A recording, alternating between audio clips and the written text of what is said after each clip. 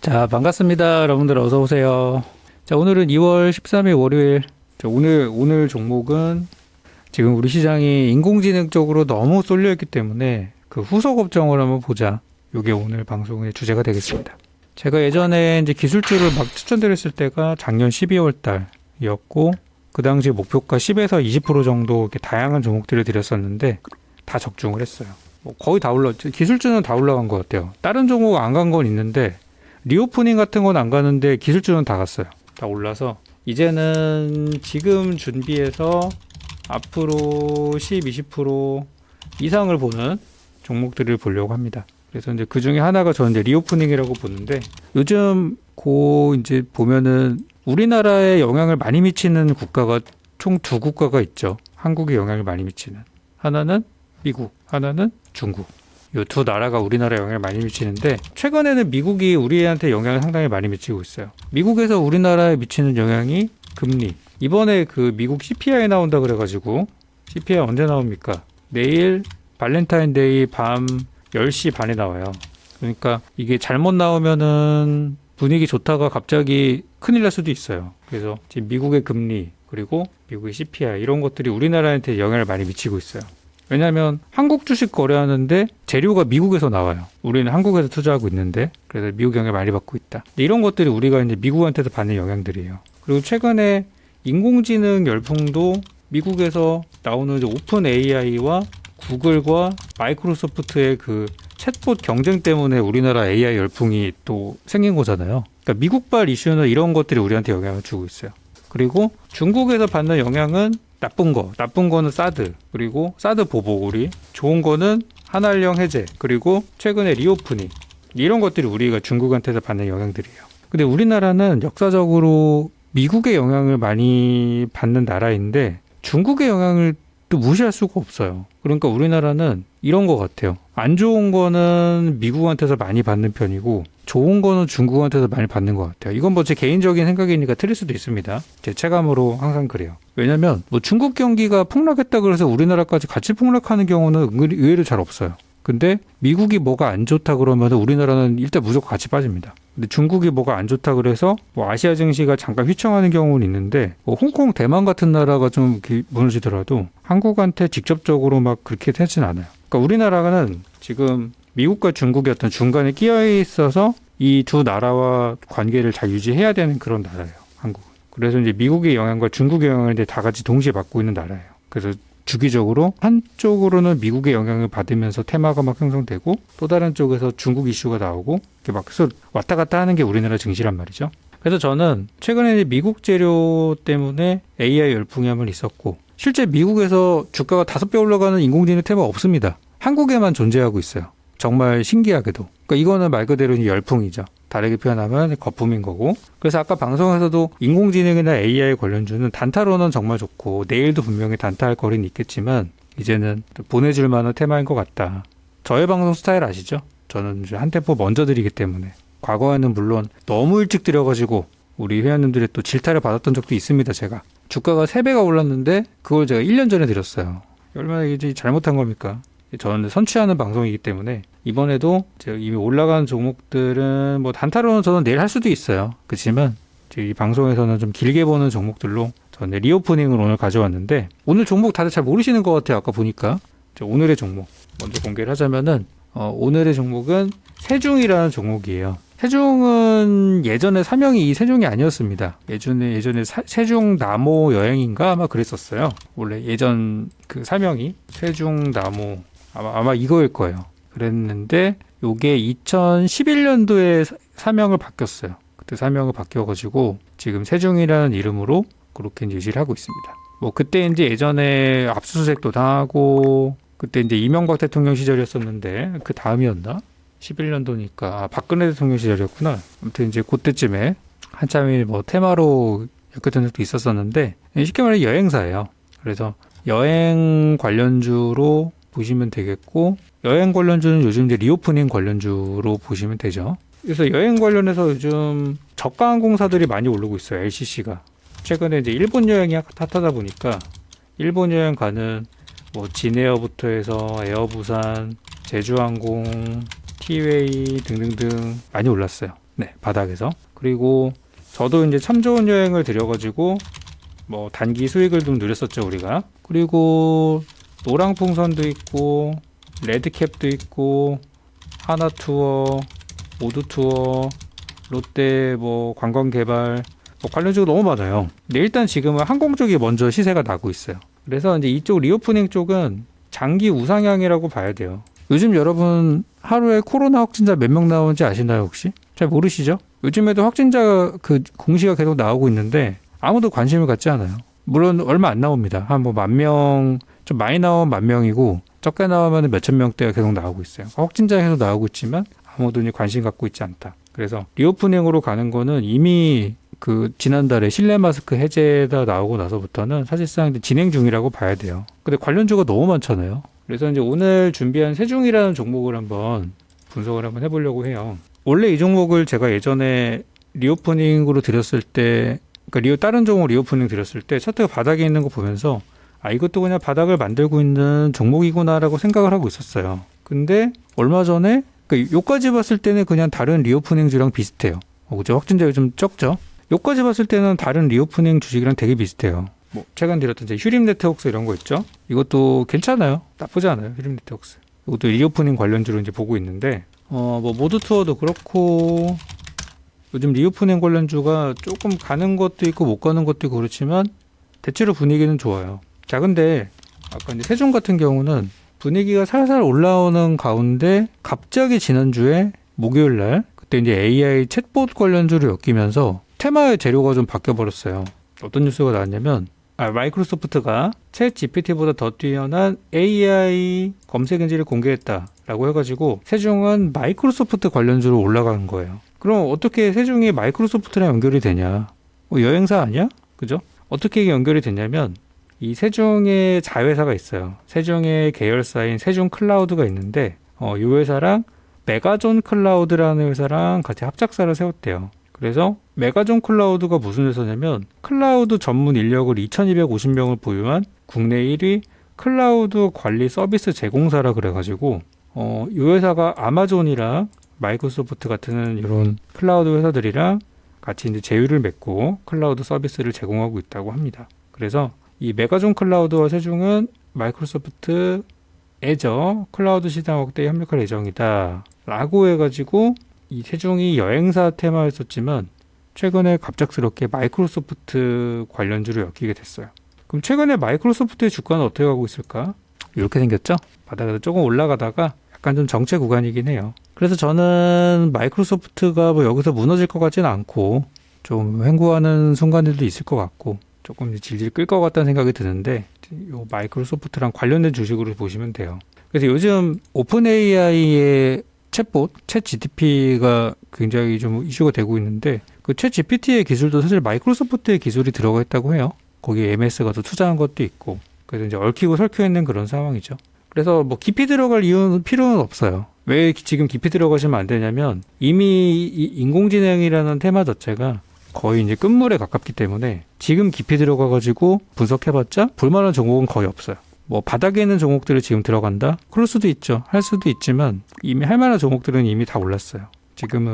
지금부터는 할 만한 게 많이 없다는 거예요. 그래서 저는 이제 오늘 세종이라는 종목을 가져오게 된 게 지금 잠깐은 인공지능으로 좀 관심을 받고 있지만 결국에는 리오프닝으로 갈 거예요. 결국에는 여행으로 갈 거고 그거를 저는 말씀드리고 싶은 거예요. 여기 이제 재무제표를 한번 볼게요. 여기 이제 실적인데 요번에 실적이 좋지는 않아요. 여기 작년까지 흑자가 나왔다가 올해 상반기도 흑자였었는데 하반기에 적자가 나와가지고 실적이 조금 아쉽게 좀 밀린 그런 상황입니다. 그래서 이번 4분기 실적이 어떻게 나올지는 아직 발표가 안 돼서 저도 이제 보고 있는데 만약에 요게 뭐 엄청 잘 나오거나 그러지 않으면 작년 대비 좀 안 좋은 실적이 나올 수도 있어요. 그런 부분을 뭐 참고해야 될 것 같고 그래서 실적은 뭐 그런 상태예요. 근데 다행히 뭐 엄청 나빠가지고 막 회사가 문을 닫을 정도 그런 정도는 아니더라고요. 실적은 안 나왔는데 실적이 나오고 나면은 좀 주가 분위기도 좀 좋아지지 않을까 그렇게 이제 생각하고 있는 종목이에요. 그래서 재료는 최근에 이제 마이크로소프트 관련주로 엮였다. 그리고 이 회사는 꼭 인공지능은 아니에요. 아까 전에도 이제 세종 클라우드라는 회사를 만들었다 그랬잖아요. 클라우드 관련주로 보시는 게 맞고요. 꼭 인공지능에 제한된 종목은 아닙니다. 그래서 클라우드 관련주라고 라고 보셔야 돼요. 진짜 좀 디테일하게 들어가자면. 그래서 앞으로 이제 어떤 게 더 주목을 받을지 저도 지금 두 가지 재료를 놓고 보고 있어요. 리오프닝으로 갈 수도 있고 인공지능으로 갈 수도 있고, 리오프닝은 당연히 다가오는 미래라고 보시면 되고, 인공지능 테마는 지금은 열풍인데 과연 이 열풍이 얼마나 갈지 좀 알 수 없는 그런 상황이죠. 그래서 이제 요번에는 리오프닝 쪽으로 본다 그러면은 좀 길게 장기적으로 봐야 되겠고, 인공지능 테마로 본다면은 뭐 단기로 봐야 되는데, 일단 전략을 이렇게 한번 세워볼게요. 주가가 조금 올랐고, 수급창에서는 아직 특별한 건 없어요. 그건 뭐냐면 아직 거래가 많이 안 들어온 그런 종목이란 얘기죠. 하여튼 주봉으로 보여드리면 이렇게 생겼습니다. 바닥에서 올라와서 첫 번째 저항대에 한번 부딪혀서 요거를 돌파하면은 가는 거고, 뭐 돌파를 못하면은 좀 밀렸다가 시간을 갖고 갈 수도 있어요. 그렇지만 이런 꼭대기에서 사는 게 아니기 때문에 밀릴 때 사면은 더 좋을 것 같아요, 제가 볼 때. 그래서 이제 두 가지 재료를 갖고 있는 종목이고, 실적은 아직 안 나왔지만 큰 기대는 하지 않습니다. 어차피 최근에 여행 이런 회사들 다 뭐 요즘 말라 죽기 직전에 지금 리오프닝 돼서 막 좋아지고 있는 중이니까 실적은 기대 전혀 하지 않아요. 그래서 오히려 실적 발표가 나오고 나서 기대치가 없는 상태에서 실적이 딱 나왔는데 생각보다 괜찮네? 그러면은 이제 좋은 거고, 뭐 예상했던 만큼 안 좋게 나온다고 하더라도 그래 뭐 작년까지 계속 코로나 때문에 어려웠으니까 시장에서 다 이해한단 말이에요. 실적이 못 나왔어도 상장 폐지 될 정도만 아니면 됩니다. 오늘 그 상패 종목 하나 나온 거 아세요, 여러분들?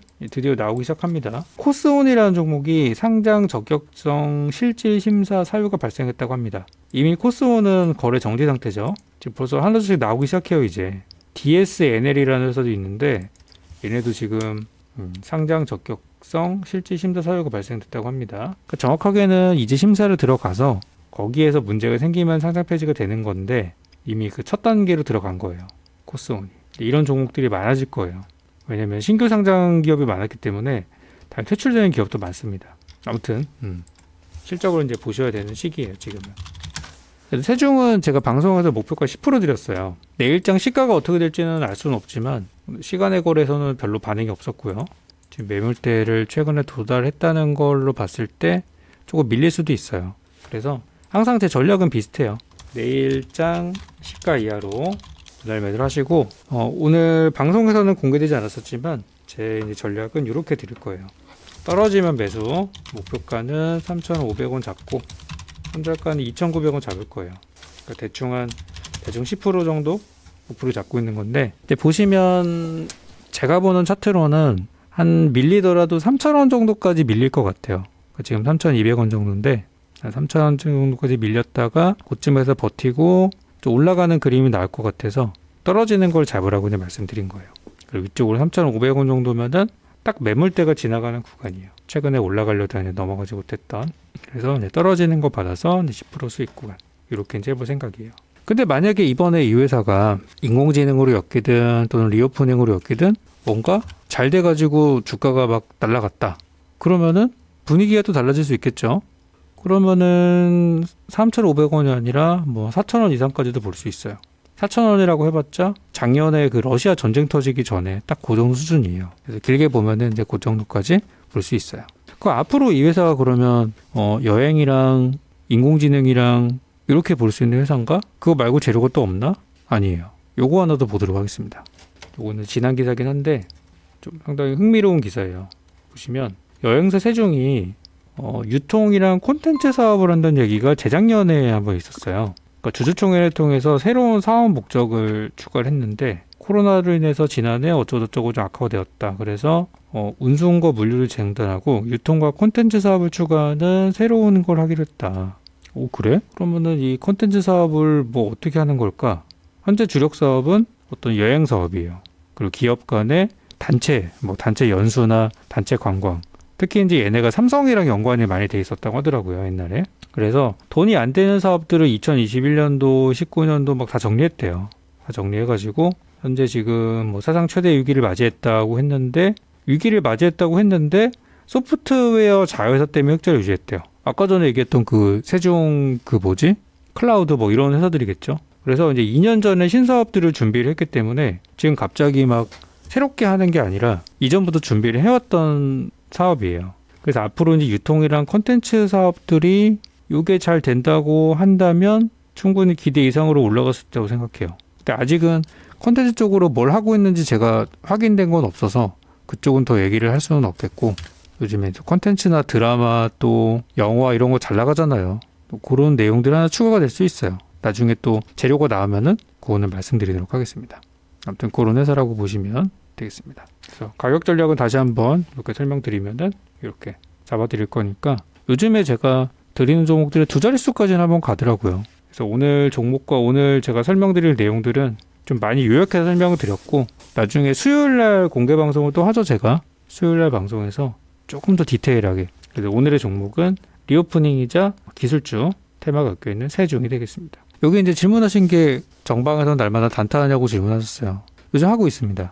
하고 있고, 승률은 그래도 한 70, 80% 정도는 나오고 있는데 더 끌어올려야죠. 최근에도 수익 구간에서 나오고 있고, 근데 요즘 분위기가 시장에서 너무 기술주 쪽으로 많이 몰려 있어서 다른 종목들은 수익이 잘 안 나죠. 저도 그래서 오늘도 IT주 쪽을 하나 드렸었는데 약간 오늘은 수익 구간이 안 났어요. 뭐 아직 끝난 건 아닙니다만. 여기 이제 IHQ 같은 경우는 한번 올랐다가 떨어지고 나서는 아직 정신을 못 차리고 있죠. 그러니까 이런 거는 기다려야 돼요.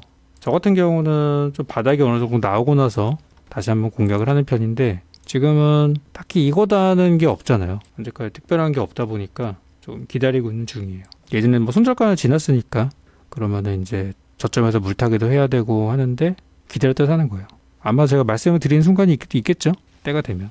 그래서 지금은 기술주들 위주로 가고 있는 시장이니까 기술주가 아닌 종목들은 못 가는 게 당연해요. 못 가는 종목들을 너무 당장 미련 갖지 마시고 좀 쉬엄쉬엄 보세요. 그런 것들은 다 이제 테마가 사이클 돌아오니까요. 그래서 나는 빠른 수익을 내야 된다. 그럼 지금은 기술주 해야 돼요. 그거 아니면은 돈들이 안 들어와요. 그래서 제가 이제 기술주 한참 많이 하다가 이제는 다음 거를 볼 때가 됐다고 생각이 들어서 리오프닝을 저는 이제 앞으로 좀 밀어볼 생각이에요. 그래서 예전에 추천도 나왔던 것들 중에서도 안 오른 리오프닝 관련주들은 다시 한번 방송을 통해서나 재추천 그리고 물타기 자리 이런 거 말씀드릴 거니까 잘 따라오시기 바라겠습니다. 시장의 분위기가 한쪽으로 쏠린다는 거는 좋은 현상은 아니에요.